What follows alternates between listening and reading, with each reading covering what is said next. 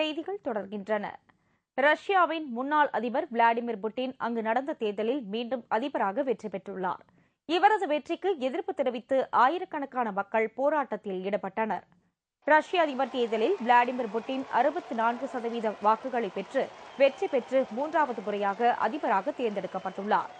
இந்த வெற்றியை அவரது ஆதரவாளர்கள் உற்சாகமுடன் கொண்டாடினர்.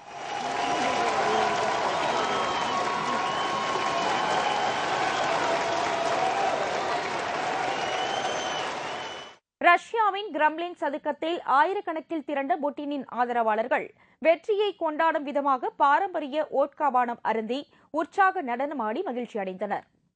அதிபர் தேர்தலில் முறைகேடுகளும் வன்முறைகளும் இடம்பெற்றிருப்பதாக எதிர்க்கட்சிகளும் ஐரோப்பிய ஒன்றியத்தின் தேர்தல் கண்காணிப்பாளர்களும் குற்றம் சாட்டியுள்ளனர். இதனை புட்டின் திட்டவட்டமாக மறுத்துள்ளார். இதனிடையே புட்டினின் வெற்றிக்கு எதிர்ப்பு தெரிவித்து மாஸ்கோவின் புஷ்கின் சதுக்கத்தில் திரண்ட ஆயிரக்கணக்கான எதிர்க்கட்சி ஆதரவாளர்கள் மாபெரும் ஆர்ப்பாட்டத்தில் ஈடுபட்டனர்.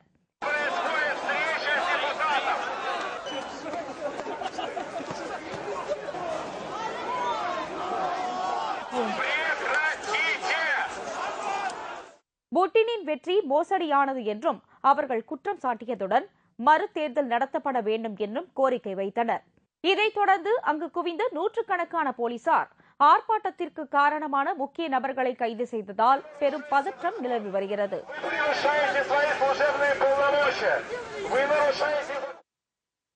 பஹாமாவில் ஆயிரக்கணக்கான இளைஞர்கள் ஒன்று திரண்டு பிரிட்டன் இளவரசர் ஹாரிக்கு உற்சாக வரவேற்பு அளித்துள்ளனர்.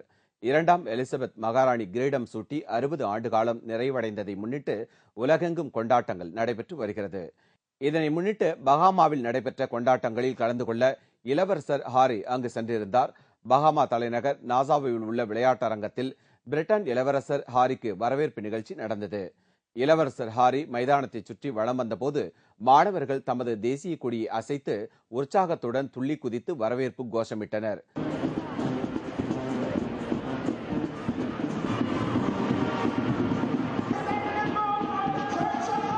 மேலும் மாணவ மாணவிகளின் விதவிதமான அணிவகுப்பு நிகழ்ச்சியும் நடைபெற்றது. பாண்டு வாத்திய இசை நிகழ்ச்சிகளும் இதில் இடம்பெற்றன.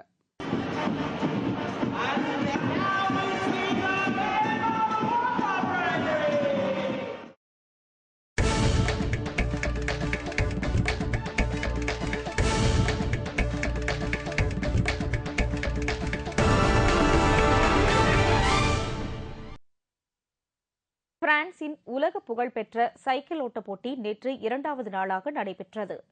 பிரான்சின் மாண்டெஸ்லா ஜாலியோவில் இருந்து ஆலியன்ஸ் வரையான 185 கிலோமீட்டர் தூரத்திற்கு நேற்றைய போட்டி நடைபெற்றது.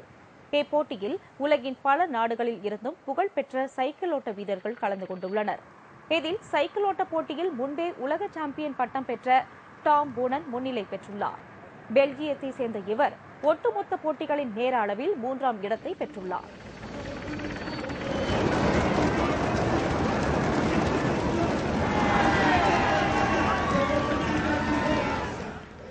முதலிடத்தில் பிரிட்டனை சேர்ந்த ராட்லி விக்கின்ஸ் என்பவரும் அமெரிக்கரான லூவி லீப்ஹைமர் 2ஆம் இடத்திலும் முன்னிலை வகிக்கின்றனர். ஆஸ்திரேலிய இலங்கை அணிகளுக்கிடையேயான 2வது இறுதிப் போட்டி இன்று அடிலைட்டில் நடைபெறுகிறது. ஆஸ்திரேலியாவில் நடைபெற்று வரும் முத்தரப்பு ஒருநாள் கிரிக்கெட் போட்டியின் இறுதி ஆட்டத்திற்கு ஆஸ்திரேலியாவும் இலங்கையும் தகுதி பெற்றன. இரு அணிகளுக்கிடையே நேற்று முன்தினம் நடைபெற்ற முதலாவது இறுதிப் போட்டியில் 15 ரன்கள் வித்தியாசத்தில் ஆஸ்திரேலிய அணி வெற்றி பெற்றது. இந்நிலையில் 2வது இறுதிப் போட்டி இன்று அடிலைட்டில் நடைபெறுகிறது. இதற்காக இரு அணி வீரர்களும் தீவிர வலைப்பயிற்சியில் ஈடுபட்டுள்ளனர்.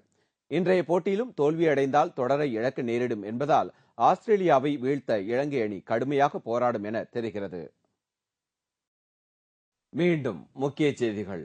உத்தரப்பிரதேசம், உத்தரகாண்ட், பஞ்சாப் உள்ளிட்ட 5 மாநிலங்களில் யார் ஆட்சியை கைப்பற்றுவார்கள் என்பது இன்று மாலை தெரிந்துவிடும்.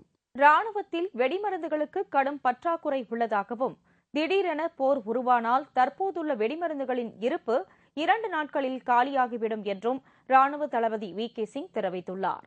வரும் 12ஆம் தேதி தொடங்கவுள்ள மத்திய பட்ஜெட் கூட்டத்தொடரில் மத்திய அமைச்சர்கள் தேர்தல் விதிமுறைகள் மீறியது உள்ளிட்ட பல்வேறு விவகாரங்களை எழுப்ப பாஜக உள்ளிட்ட எதிர்க்கட்சிகள் திட்டமிட்டுள்ளன.